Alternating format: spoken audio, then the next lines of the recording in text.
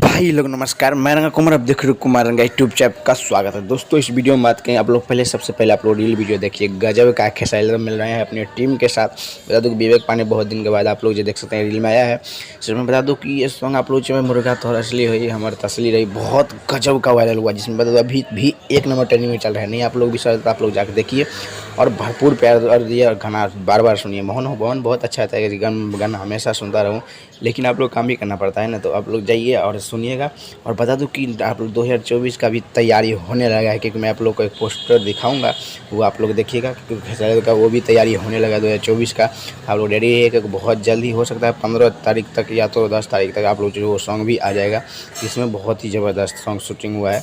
हो सकता है दर्दनाक हो या फिर कोई भी फिल्म का हो, लेकिन आएगा बहुत जल्द। जाइए पहले आप लोग सॉन्ग सुनिएगा।